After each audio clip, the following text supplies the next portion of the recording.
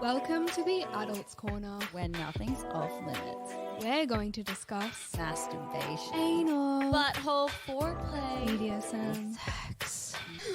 No, we need to make that clear. I do not like things in my butthole. I haven't shaved under my armpits. Chloe likes it. She's a feminist now. I am a feminist. Nah, let's be honest. I've just been growing them. Can you see them from there, Nikki? That is like bush armpit almost. I've never seen them that long. Yeah, do you know what? Me neither. It looks like when I leave my vagina for a couple of weeks, it's just under my armpit though. Would you wax them?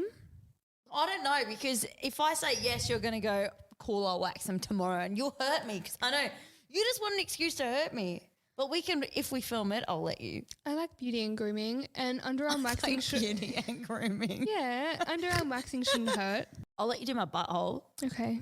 Fuck yeah, do you know that's a really nice feeling? But only I think when the wax that you use at the actual wax place, not like the Nads or Nares or whatever it is you get from Coles, because that stuff just doesn't work. We tried to do the inside of my nose. Oh my God, we tried to do Chloe's nose. It was really funny. It was such a fail. It didn't work at all. Some came out, but not much at all. A few weeks ago, I had a really nice cry in the shower. Yeah. I was celebrating my friend's birthday, and we took a tab and went for a bike ride, and then came home. A tab? Yeah, went for a really nice bike ride. Chloe takes a tab every weekend. Not every weekend. That would be irresponsible. We rode our bikes from Canterbury all the way to like Sydney Olympic Park, and then we went home, and I had a shower, and I was in there for probably like an hour, and I just turned the cold water on like full blast and just sat on the bottom of the shower underneath all that cool water, and I just started like wailing like Moaning Myrtle in Harry Potter, like just like down the drain, like letting my tears flow. I'll tell you who used to put me in cold showers. An ex-boyfriend. When I was like super drunk, and I don't like cold showers for that reason. It was like punishment when I was drinking. Forcing them and trapping them in a cold shower and not letting them out. Yeah. That's torturous. I don't see how that's going to like help someone. We're talking about relationships today. This weekend has been a very emotional one for me. I can feel my period coming, and I've been having so many what ifs and buts and about my relationship that I had, and we broke up a year ago. It's been one whole year of being single. And so it was the anniversary? Yes. Of a year. That's why you're so emotional. I've been really mourning the future I had created with him together. Like I really thought that we were going to spend the rest of our lives together. And I've been dating quite a bit recently. I've been seeing a few people, and I just keep comparing them, and I know it's not the right thing to do, but I'm aware that I'm doing, and I'm just comparing them to how he was, and just being unsatisfied because they're not, I guess, fulfilling that void that is in me now, in which my ex used to fill. And but what was that? Because were you happy in that relationship? No, that's the thing. When I reminisce on him, I have to remind myself of all the shitty things that happened. Otherwise, I'm just like, oh, like, why did it have to happen? Why couldn't have I done more? When you don't have someone in your life, which the last person you were seeing, you kind of went through stages where you went with a break with him, and you went back and you lapsed to go back to your ex, and then you did the same thing where you cried about him. So I don't really think it has anything to do with the anniversary or the fact that your period's here. It's just the fact that you're lonely. It always comes back to your ex, because you know your ex, if you stroke up conversation with him, he would come back. Yeah, there definitely is like a lingering feeling of safety, because I don't know if it is true that if I was to contact him and like say like, hey, I want to get back with you, I don't know if he would say yes. But he would talk to you though, and he would come meet up with you. Yeah, but the thing, I don't think I would respect him if he got back with me, because I did do some shitty things. He did some shitty things. But yeah, like deep down in myself, like I know that it's not a good thing. And it's funny that I have to continuously remind myself of that. It's like becoming aware of the pattern that like I fall back into. And it's not always apparent. It's not always in my awareness, but eventually that's what I'm here for. Don't worry, mate. Yeah. I love seeing patterns in people. So you have a dating pattern. You usually go about like 3 months before you start searching for someone to fuck. And then yeah, well, that's not dating. That's me searching for someone to fuck. Okay. That's not dating. That's totally sex. That's an itch that I have to be scratched, which I scratched recently. So now I'm like, actually, I don't know if anyone's noticed how more lighter I've been since I've been laid. I feel like I'm floating. Tell us about it. What, that I got laid? It was great. It's good, great dick. It was a good time. I squirted so much. Oh, I don't know how big it is. Don't ask me. It's thick and it's like a decent size. I've been a little bit stressed because, you know, I've known this guy for like over a year now and we've slept together on and off. But I've never once given him head. And I said to Chloe, I'm like, fuck, I'm so nervous because he brought it up. He's like, and I said, have I ever had your dick in my mouth? And he goes, no. And I'm like, look, that's a big dick. Like, that's great. My vagina loves it. But my mouth, I have a small mouth. Look, Chloe even knows it. We tried to fit a Red Bull can in my mouth to prove how small my mouth is. Look, you open your mouth, Chloe. You can fit like the whole microphone in that. See? Now look at this. I don't think I give bad head. I just say I give bad head because I don't give it that often. And because all the shitty exes I've had, which have a pattern that I'm well aware of, they're all shit, that they've always kind of said things to me, which I've taken it as people can take it however the fuck they want. But all of these guys have been cheaters. So everything they've said to me, I've taken it that they're trying to stop me from hooking up with other people. And the way to do that is to plant seeds in your mind by saying like, I can smell your pussy from like here. You're wet right now. And I'll be sitting there and I'm like, I'm not fucking wet. I'm working. I'm not. I don't know what you're talking about. It's like, yeah, your pussy stinks. And I'm like, whatever, champion. There'd be ones that would be like, oh, you taste funny. Nah, it's not right. You don't taste right. And I had like a few relationships like this. And the last one really did my head in to the point, like we only dated for 3 months. And I was so mentally damaged after him that the first person I slept with after we broke up was 3 months after we broke up, the 3-month pattern again. And it was with a guy that I've slept on and off with for like 6 years. And him and I used to have a lot of foreplay and then go into sex. But at this time, I just wanted to skip straight to sex. And he goes to me, he's like, why are we skipping foreplay? And I'm like, oh, no. And I fully freaked out.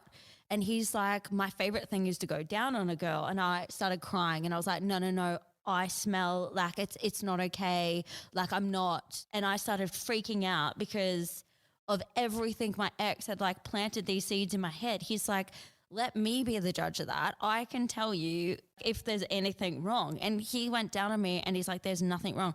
And then I broke down and cried and we didn't end up having sex because I was just so fucking mentally just like, nah. I don't think guys realize what they say to you in those intimate moments, especially if there's somebody like really close to you, like a partner, for example, they really stick with you. When I broke up with my ex and he started sending me really nasty messages, I've only realized now that I've actually like taken them on and believed them. And I'm like executing behavior as if it was truth. Like he said things like, if you don't change like your behavior, if you don't change like the things that you're posting on Instagram, like you'll be lonely forever. Yes. Like you'll never get a boyfriend and things like that. And I got that from my exes. You're a slut. No one's ever going to fucking love you. No one's going to want to date someone who gets naked on the internet. No one's going to want this and that. And it's like, that was the reason you were attracted to me in the first place. Same. And then when you got feelings for me, which is always around the 3-month mark, takes like 3 months to work out if they're a narcissist or if they actually really like you. Or if you actually really like them. My ex, I didn't find out till afterwards. He was never honest with me. He always said like, no, like what you do is fine. I'm totally okay with it. Like I'm secure. When you worked at the brothel. I'm secure within myself. Like as long as you're like happy and safe, like I have no problem and I support and encourage you. And then like when we broke up, he then was so open and honest about like how much it affected him, how much he hated it and things. And I'm like, I can't change anything now. Yeah, exactly. Because he felt hurt because I broke up with him. Yeah. And then he wanted to hurt me. Because he went to visit brothels while you were together and never told you about it. Yeah. Because I had an ex, he was actively messaging girls on Instagram because guys DM me. So he goes, oh, well, guys DM you, so I'm allowed to DM girls. And I'm like, in what fucking way, shape or form does that even make sense? Have you ever got the ultimatum to stop working? No. I've heard that a few times. Oh, you know, I did stop once. You did for a boy? Yeah, for a fucking boy being the keyword boy. I did stop. This guy, the one that still contacts me like every year, multiple times a year, when he's like pissed, calls me like 20 times in a row and abuses me and still tells me I'm a slut, no one's ever going to want to be with me, and then flips to like this other personality and is like, hi, fuck, you're still fried in the head. I've done so much therapy after him. I did so much therapy, and I feel so sorry for, there was a girl that he was seeing actually, I think it was a year or so ago, and he was still doing the same things that he did during our relationship, which was like 7-8 years ago, to this poor girl. And I was like, fuck, go get therapy. That's all I can say, is because you're going to need it. The damage he did. So I actually stopped work for a month and I lost so much money. And he told me he was never available to see me on the weekend, told me he had to work. And then I would go see he was out bendering and partying with girls and on like Snapchats with girls. And like, it just made me feel so uncomfortable. Anyways, I ended up starting work again because I was like, why the fuck am I going to lose money? Look, money doesn't lie and it doesn't cheat. And money's going to be there because you are in control of the money. You're not in control of somebody else's actions, emotions, responsibilities, everything like that. So I've always chosen money since that moment. I think that's a wise choice. Like if a guy likes you, he's going to stick by you. But until that happens, I choose money. Fucking hallelujah. Well, I have nothing else to say. Like you might have a great dick, but what else are you bringing to the party? Yeah, exactly. The amount of dudes that tell me they want to be a stay-at-home dad, what the actual fuck is up with that?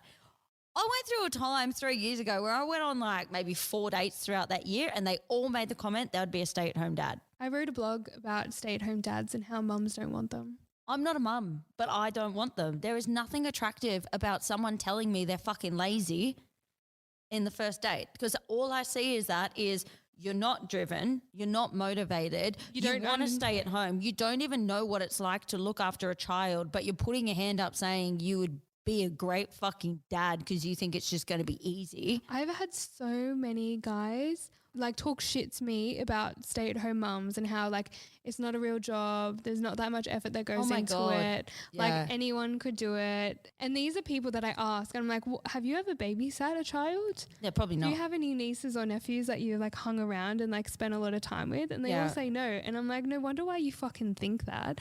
A child is a 24/7 job. You have no privacy, you have no spare time, your eyes constantly have to be on them, there's constant washing to do, feeding them, cleaning up after them.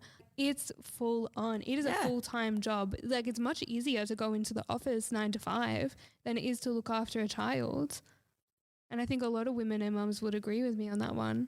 100%. There's still, in all our topics that we do talk about, I want to make this clear that we're not just like men hating or anything. We're just talking as two females from a female point of view. So like we 100% understand that there are some great single dads and stay-at-home dads and stuff out there, but we're just talking from an experience that as a single female on a first date with someone, it is not an attractive quality to be like, I want to be a stay-at-home dad, especially when you haven't even had sex yet, you haven't even hooked up, like you don't even know if you want to date this person, let alone marry them and have a kid.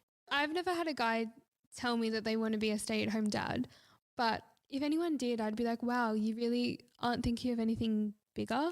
Not that like having children isn't a big and awesome thing to accomplish, but like really like dream a bit bigger, broski. No, see, because I think when guys say it to me, they're like, oh yeah, you're successful, you make money, like I'll be a stay-at-home dad. Mummy. Oh, so I'm going to get knocked up and then for 9 months I have to carry it, I have to give birth, and then what, you're going to breastfeed?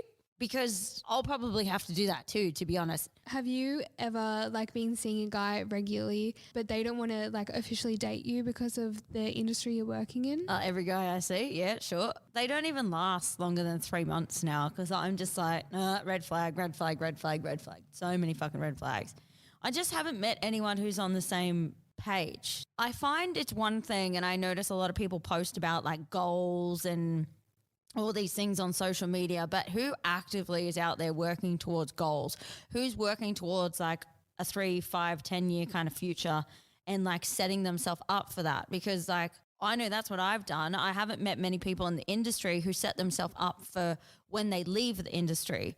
So everything I've kind of thought about with like Cherry DTV, it's still industry based, but it's like still trying to set up something that's after when I don't work in the industry anymore. Yeah. Same with like social media, same with Mimi and Vovo with the studio, setting up a physical business because I want to have something to fall back on. And I do notice when I do go to date guys, they're like, oh, you think too much. Oh, you think too much in the future. I just live in the moment. And it's like, go with the flow.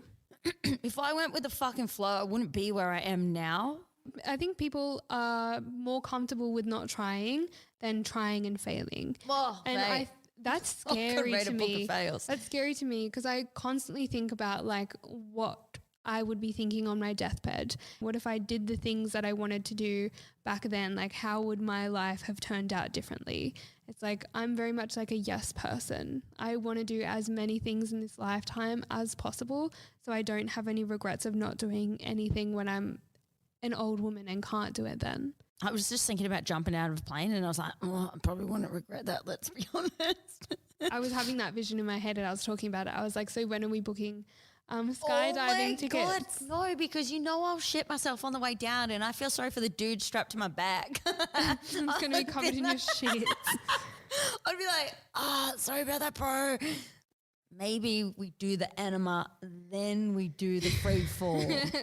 Okay. But knowing my body, it will just like overstimulate and be like, shit, literal shit. I have a friend who jumps often. We should contact him and get booked in. Nah, it makes me nervous thinking about it. I'm so scared of doing it, which is absolutely why I have to. No, we're going to have to start with a sex party because that's next weekend. Yeah, hopefully I'll find my future husband there. Yeah, anyway, so Chloe is dragging me along to a sex party because I've never been to one and she is a regular attendant. Yeah, you're coming to the sex party with me. She's decided today that she wants to come with me. Yeah, but I'm going to disguise myself because I don't feel comfortable. Yeah, she's going to wear a mask. I'm going to wear a mask. Which is good because it's themed. Well, and I also know a few people that'll be there, so I'm a little bit like hesitant. I don't want to... I want to turn up as Dana, but they'll think I'll turn up as Cherry. So it'll be a little bit confusing, not for me, but for everyone there. So I don't want to be Cherry. I just want to be Dana, like a fly on the wall, just watching people. Are you prepared to see women get like fucked by multiple guys at once? I've fucking already seen that before. Well, okay, because one time I went there and it was hardcore. Like there was one party I went to and it was hard to watch because like she didn't look like she was having a good time. Usually these events are like really safe, like everyone's really respectful. Nobody is a creep. Like if anyone comes up and talks to you that you don't know, it's like very like light chit chat, like how are you? It's never like, hey, like do you want to go fuck? It's not like that at all.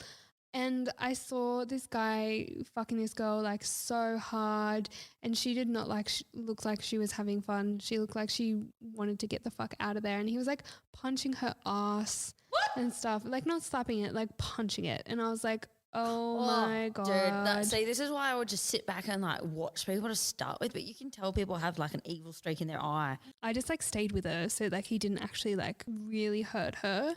But they were not open at all. They did not want anyone to like join in or like talk to them at all. So I would have felt awkward like leaning in and being like, hey, you okay, babe? Because sometimes you can do that. Oh. But this one was like, so they arrived together? They arrived together. She was his slave. She was like wearing like a full metal collar, like walking behind him, like eyes down. Like she was very submissive. and owned. It was intense. Fuck that. She went home. No offense. It's not my thing. They went home after that. Yeah, so this sex party, most of the women there will be submissive and all the guys there like pretend they're dominant. Pretend. I like that word because it's so fucking true. So what's a room layout like though? Is there like a bar or something? There's 3 levels. The first level that you walk in, Don't lose me. No, you have to go to the toilet with me too. Every time I want to go to the toilet, which is like every 10 minutes, you have to come with me. Oh, okay. You can just leave your toy in the corner. He could escort us too. He's big and strong. He knows MMA. I think if I need to, I can MMA for myself. I'd be like, don't fucking touch me. No, it's a very safe environment. I think you'll have a lot of fun. Yeah, but you got to stay with me the whole time. I don't care if you're sucking dick next to me. I've already seen that. I'll be like, that's how I do it. Show us it from the side. And then downstairs is the dungeon area. So there's some seats, another little shibari area, and like lots of just like BDSM furniture. And then there's the top level, which is like the orgy level. So there are like 10 private little like single bedrooms with double beds in there. So if you want private play, you can shut the door and have fun in there yourself. Or there's like the big orgy room, which has like 6 king beds in it, and it's stunning. Like the interior and the design of it is gorgeous. It's a very clean, stylish, chic venue. And there's a big like 50-person shower in the orgy room. It's huge. I wish there was a bathtub or a jacuzzi in there, but I guess that it would be a lot harder and a bit gross to be in there and clean. But it's really fun having a shower with everyone else. So what level do you usually hang out on?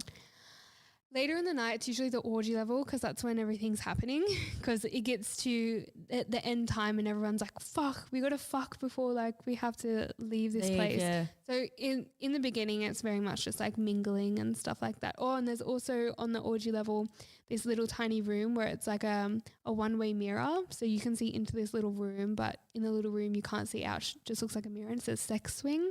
So like people like fuck on the sex swing and it's... Or they can't see you? They can't see you. But you can see them? Yeah. Oh, I want to go to that one. That's a good one. I don't like want them that to one. watch me. I just want to watch people. Yeah, I really like that one. It's good and just good. I'm all for just like voyeuring. I feel like that is my kink. Voyeuring? Yes. Yeah. Cool. It definitely is. I like it too. My heart races so much and I get so like I can't concentrate. All I can like see and pay attention to is the fucking... Yeah, I don't want them to look at me though. Hypnotizing. Like I kind of like... Oh yeah, when I went there last time, there was this guy like staring at me while he was fucking this girl, and then he messaged me on Instagram the next day and was like, I saw you watching and things like that, like asking me to join in next time, and I was like, no. See, this is why you have to wear a face mask so they don't message you the next day. And that's even weird, he knew who you were. And I think everyone should go to these kinds of parties just like once in their life just to experience it. I don't think I could ever do it. I went to an orgy once where it was I reckon I could have sex in front of people. I would like to try it. It depends on the people who were in the room. Yeah. And like if someone walked in, I'd automatically be like a mental switch. I'd be like, nah, fuck it. Nah, I'm out of it. Don't touch me. Like if someone came in and upset the balance and the energy in the room. I really hope the guy is going to be there that I met at the last party. He was really cute and really sweet. He was like... I don't really hope anyone's there, to be honest. I just want to watch. Well, I hope people are there so I can watch. But like, to be honest, I reckon even if you were there and there was like the toy or something there, I'd still watch anyway. So it's not going to change much. I already know you and a guy's going to be there, so I'll be fine. Yeah, so I'm bringing one of my sissy slut slaves in who's going to massage my feet and come out as a sissy slut in public for the first time. I told them to wear their fishnets and their maid's outfit, and they're like, is he going to wear a mask? No. Really? Unless he buys one. But tell him to get one for me. Why is that it? He'd prefer one. We have to get a mask. He'd prefer one. But yeah, because usually he's like a very dominant alpha dude in like the real life. He is. So it's going to be so much fun making him look like such a little bitch in front of all these other like big alpha bros. Be like, I'll stand up, stand with me. No, like, don't fucking listen to her. I'm like, you're my pet and you do as I say. Nah, watch it. I'll sit there and I'll just chat business with him. I'll sit down on the floor next to him and be like, so I have this business idea. He'll be like, don't talk to me right now. Mistress said I'm not allowed to talk. Wait, did you ever go with your ex to a sex party? Yeah. Really? We went to a New Year's sex party together. Did you hook up there together? No. Did you get jealous? Did I get jealous? No one talked to him. No, we kind of kept in a clique. We went with a group of friends. So we just like hung out and just watched things for the rest of the night. Oh no, I did actually get involved with one scene. It was a girl on a swing that we'd known and like spoken to a few times at these parties, and like my friend like fisted her and I just like rubbed her pussy and stuff like that while like her fist was in there.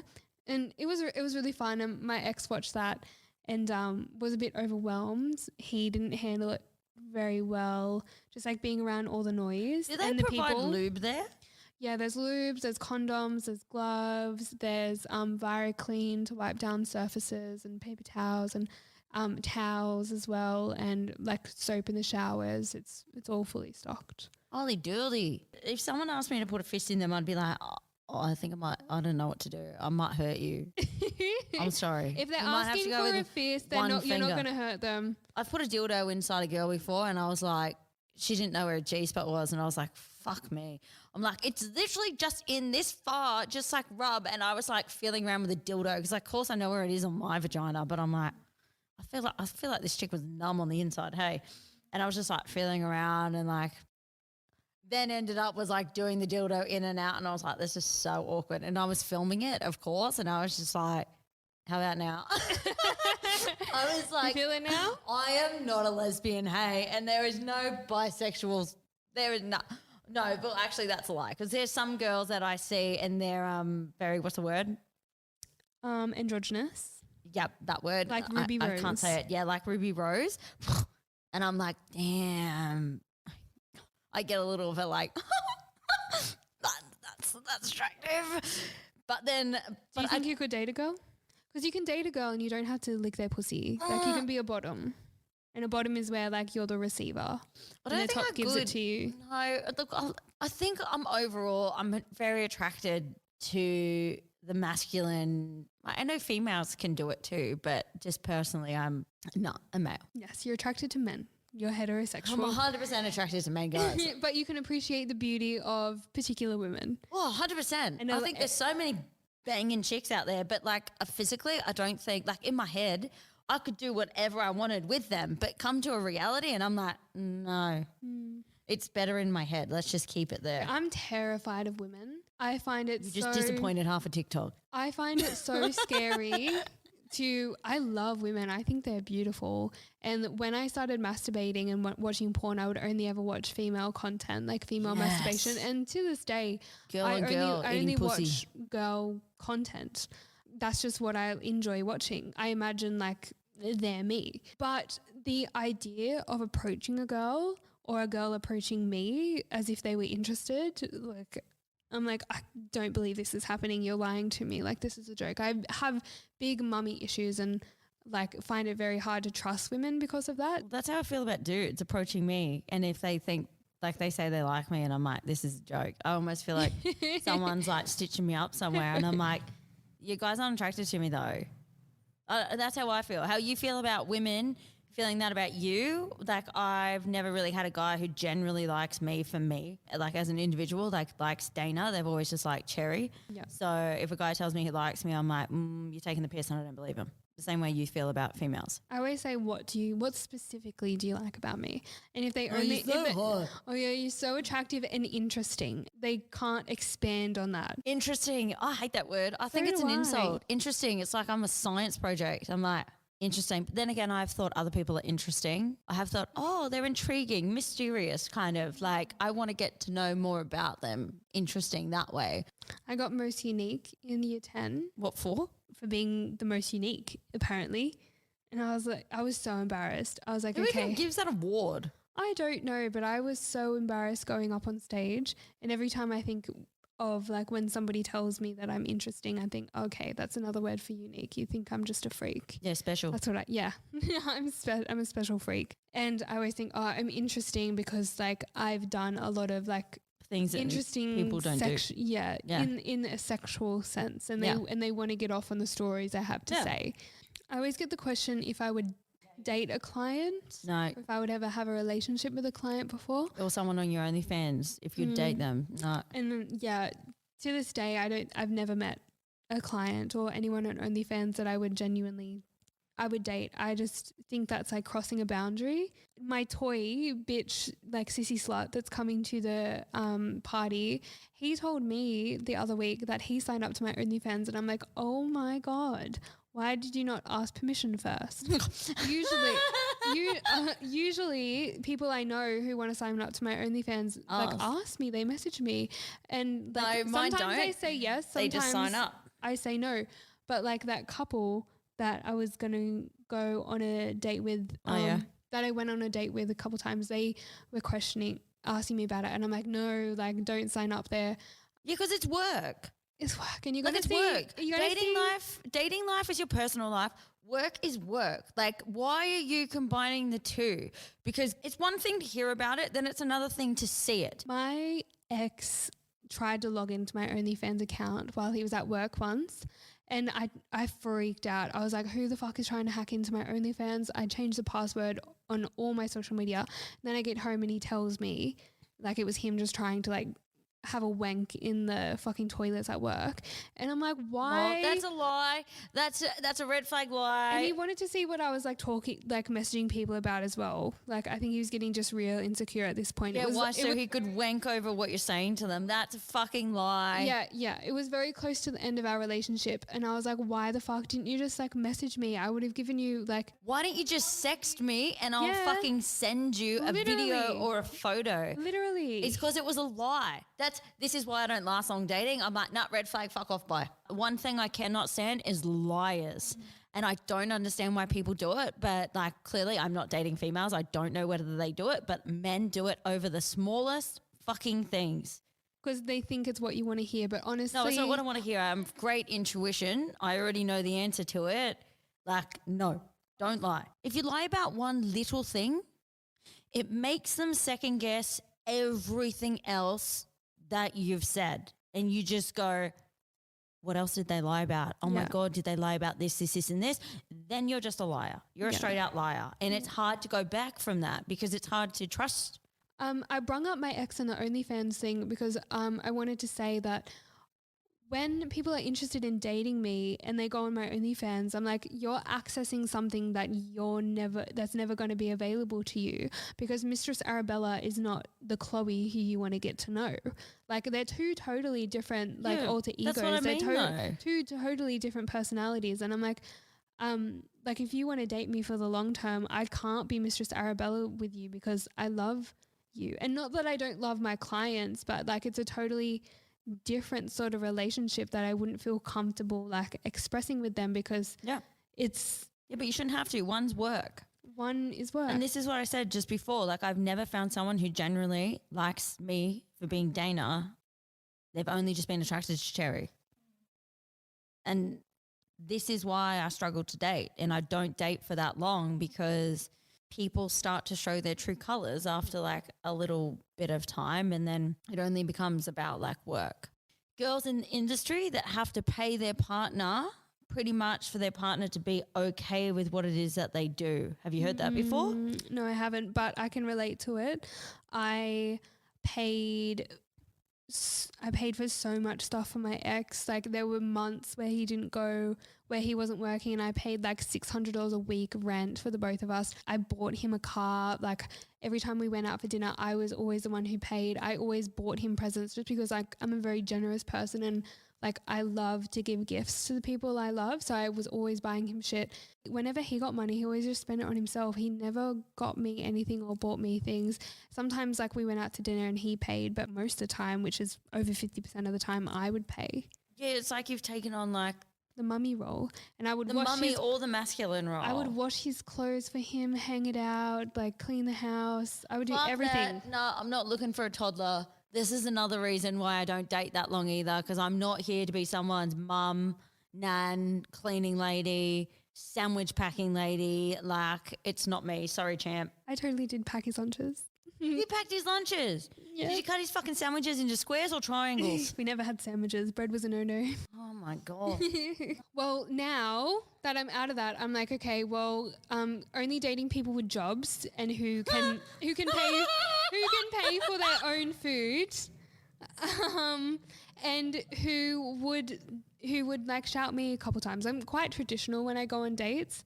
I find it a red flag if I will never see them. Well, if they don't have a job, that is a red flag. No, if they don't, you're not equal then. If they don't offer to pay for my meal, to me that's a red flag.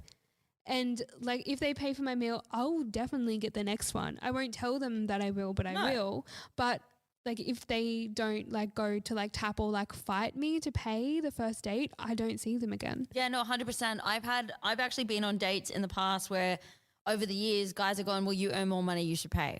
On actually quite a few dates. Like, if I start seeing someone, majority of the time I can tell when a guy is just using it for bragging rights, with his mates. They never actually want to meet up with me. They just like the idea of me and just to like be like, oh, I could get her, or like, yeah, she wants to sleep with me or something. And then they never follow through with it because they're a bunch of fucking pussies and they just want an ego boost. But yeah, they're just scared little boys on the inside. Do you have any weird things that you're attracted to? In guys, chivalry. Oh, yes. Because it's fucking dead. Yes. If a guy opens a car door for me, I'm like, my legs are open. wow.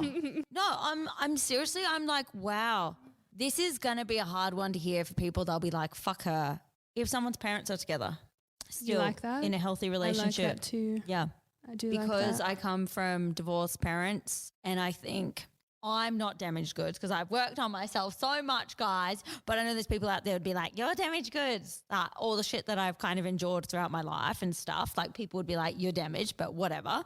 I don't want to say as a stable home because like there's still like love in my family. But I think when you see healthy functioning relationship growing up, that gives you more of an idea of what a relationship's meant to look like. It usually creates when you get older. When you're older, is usually secure. If you've had like if you've seen a healthy and loving, stable relationship between your parents. Yeah. If you don't, then usually you have like an anxious or fearful. Yeah, that's me. Anxious, fearful and avoidant. Yeah, me too. But I'm aware of it. So Same. I think my symptoms are better and better, and I'm always like letting my dates know like my symptoms and like how I think and behave when certain things happen.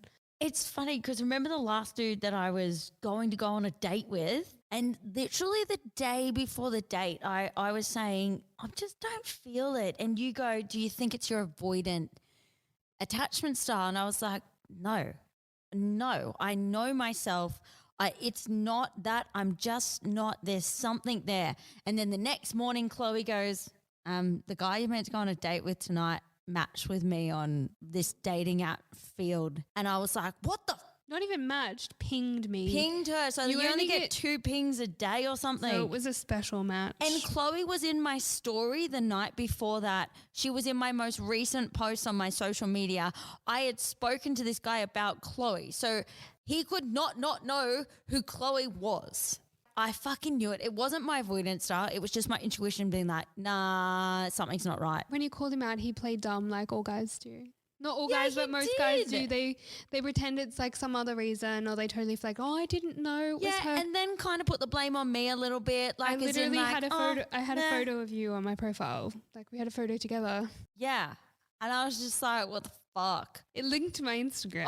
I just couldn't even. I think I get to the point now where, and that's why I feel like it's just for bragging rights. Like, or if you're too scared to come meet me in person and then they actively sabotage in a way that's going to hurt me to like me get a reaction. But I've got to the point now where I don't get angry at them. I just talk to them in a way where I'm like, I'm very disappointed. I'm disappointed in you. Like how a mum would be like, I'm disappointed in you. And then I end up doing that because I'm just like, I'm not going to yell at you because there's so many shitty people out there that do this. I want to know what kind of guys you typically attract, because I found that I normally like attract addicts, people who have some sort of like addiction to alcohol or weed or vaping, for fuck's sake. What kind of guy do you attract? I attract liars, compulsive liars. I'm glad I don't. Yeah, I don't like liars. I wish I didn't. And I attract them in females too. Like I just don't understand. I've been sitting here for the past few weeks going, what is it in me that is attracting compulsive liars? Because I cannot stand people that lie, and I cull them the fuck out of my life. If you lie to me, I'm like, you're fucking gone. You're gone. Like not even pass go collect $200. Like Monopoly's burnt. I definitely attract feminine, insecure guys who don't think they're attractive, who have addiction problems. Why do I find that so hot? Look, with mommy issues. I definitely know, because I sit in masculine energy all the time, that my balance of feminine and masculine energy isn't equal. So I'm probably attracting like a wounded feminine male that don't want to commit to anything. I seriously think the guys that I attract look at me like I'm a blonde blow-up doll or something. If they actually got to know you, the real you, they would understand that that's no one ever gets to know me, and when they do, they treat me like I'm really stupid, or like they don't want to listen to what I say. I've noticed that the guys you chat with, they are quite close-minded, and they're not spiritual, or they pretend to be interested in spirituality to like entertain you, but have no idea about it, or totally dismiss your ideals and thoughts on spirituality. I don't know. I like to think I'm open-minded. I could be wrong. I don't know. But in my mind, I feel I'm more open-minded to a lot of people I speak to. A dude, if he's got his spiritual on his dating app, I'm like, liar, red flag, because majority of them that I've matched with or spoken to, they just say they are to pull more chicks. And when you actually ask them about it, they have no idea what to say. And they're in full denial, or they're like, oh yeah, they just repeat. They ask you questions so they get your answers and then repeat your answers to you. And I'm like, learned this one ages ago. Yes. Champion, That happens to me sometimes too.